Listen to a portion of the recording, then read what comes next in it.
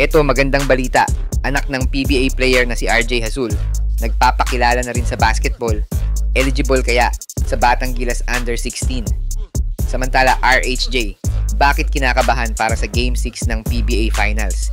May malaking problema ba ang TNT? Alamin. Pero bago yan, like and subscribe lang mga kabady para sa latest basketball news and highlights. Nagpapakilala na rin sa mundo ng basketball ang anak ng PBA player na si RJ Hazul matapos itong makita sa mga liga sa Metro Manila, partikular sa Gilas Camp last month. Siya ay si Sky Hazul na isang 5'7" guard at 14 years old pa lang at nagpapakitang gilas na kagaya ng kanyang tatay na si RJ Hazul na ngayon ay active pa rin sa PBA sa team ng Phoenix Fuel Masters.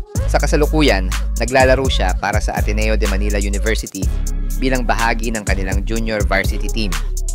Ngunit hindi lang sa school leagues nagpapakitang gilas si Sky.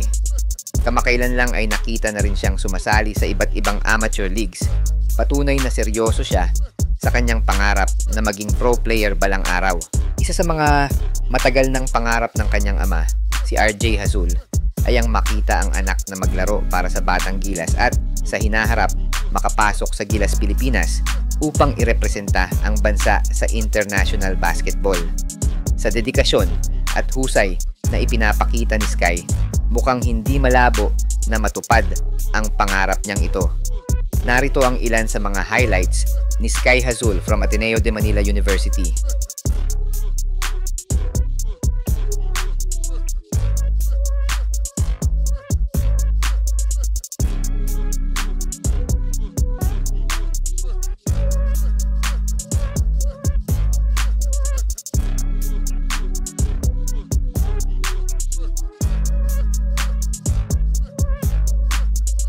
Samantala, RHJ hindi raw 100% ng maglaro sa Game 5 ng PBA Finals, kaya daw sila natalo ayon sa Best Import Awardee this conference.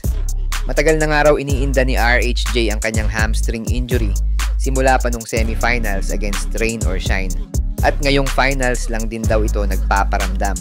Ayon naman kay Coach Chot, dahil hindi naman daw kasing lala ng injury ni JB ang hamstring injury ni RHJ, ay ilalaro pa rin daw nila ito dahil ang Game 6 na ang do or die game para sa kanila at wala ng excuse sa mga injury sa kanilang team.